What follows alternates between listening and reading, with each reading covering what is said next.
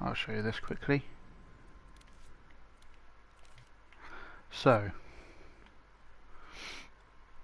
cool, fair enough. That's probably something I could change in it. I'll change it later. Right. Mayonnaise. Well, you can search the Dreamiverse for the mayonnaise instrument, and you could play it if it exists. Right.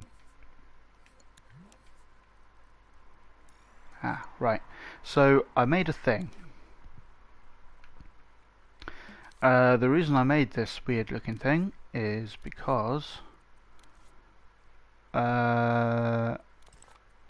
right, so let's say I had this thing like that. Let's do a proper example actually. Let's go like this and use a ruler, and I use this whole thing. I made this whole thing for something I'm working on, a special rain effect, which should be pretty cool when it's finished. And I'll explain how I did it when I finish it, but for now you're stuck with this. Okay, so so let's say this is a rain effect and it has some animation, and we'll make that, it's probably too much.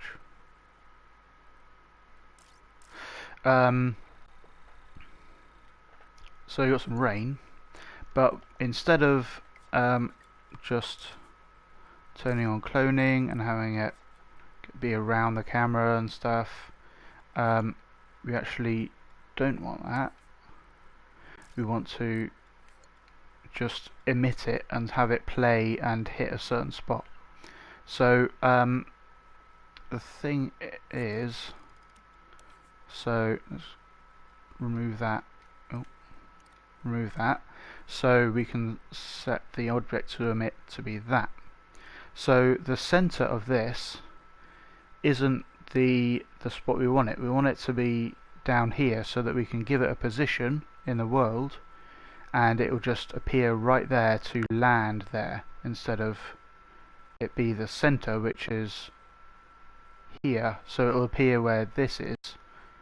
This will be, if we want it to appear on the ground and hit the ground, it'll actually appear halfway through the ground from here. I don't know if that makes sense. Maybe I'll try and explain. So say you had a tag over here, make some floor for the tag to sit on.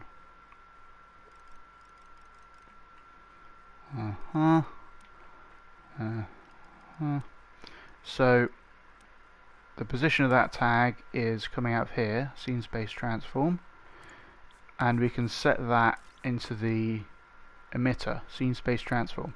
So instead of it just emitting from a position, like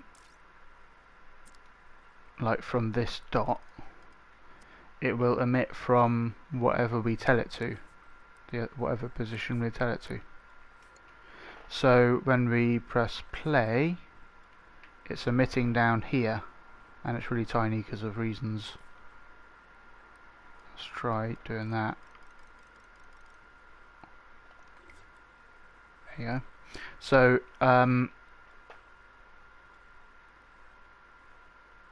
let's just edit this because it's quite hard to see.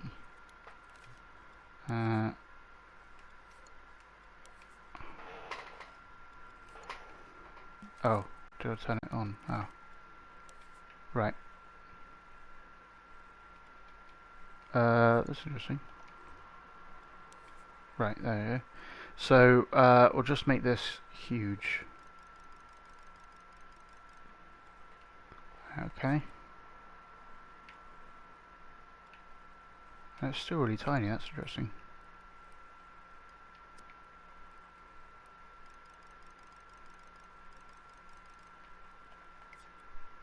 Okay, so instead of the end hitting the block, it's hitting down there and going from all the way up there, and just the middle of this line is the position that it spawns at.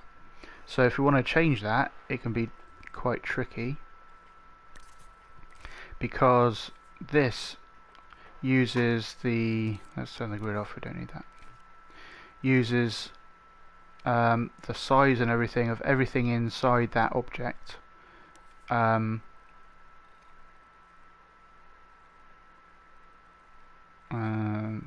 Probably better, you can see it better now.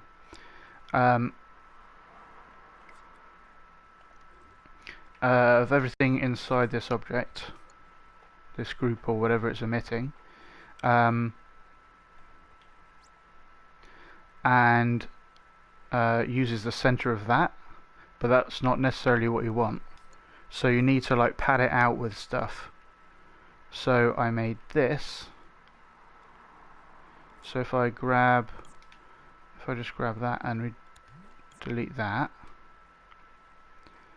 then we can pad this whole thing out by making it huge.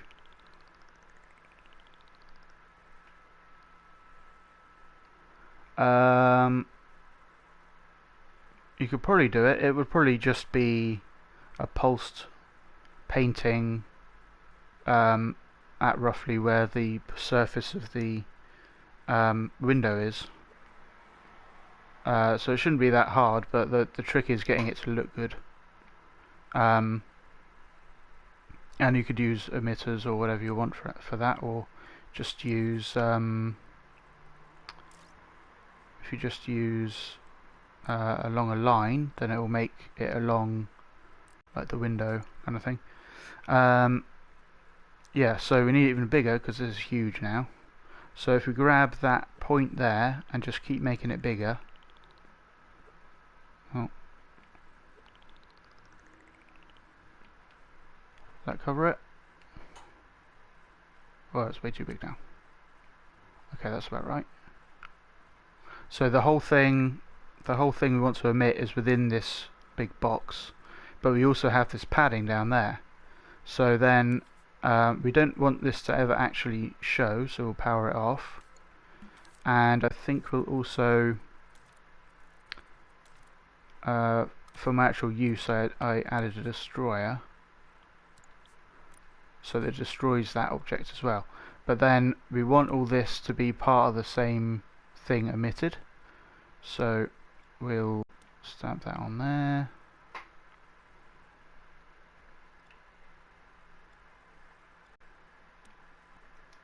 Put it over here. Right, so we want that and that. We'll just, where is it? We'll group those first, and then we'll sort out the emitter. Everything's gone. If things are getting too huge and everything's really far away, then turn on studio lighting, and then the fog doesn't get in the way. Where? It's up there. Okay. So that's the emitter we're using. Don't need that anymore. Right, so we'll remove that and then grab that whole group, and now you can see the center of that group is the end of this. So it's getting a bit huge, isn't it? A bit unnecessary. So is it emitting?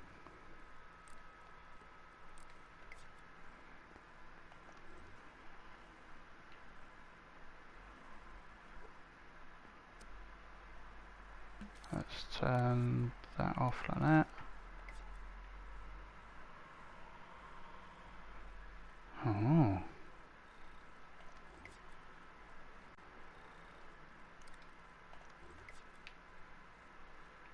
So it's got the thing over there. Let's just click on that.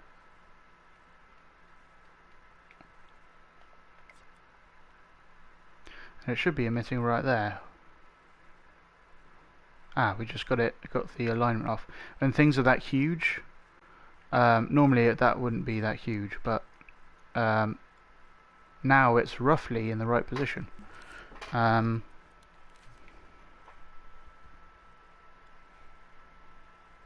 Yeah, so scope in here. So the very tippy top of that is going to be the point, so let's just sink it in. That should look fine. Okay. And go back over here and do that again.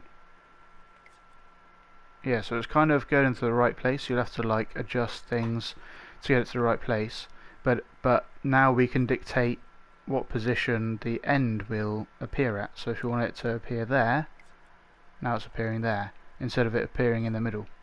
So that's what that thing is for.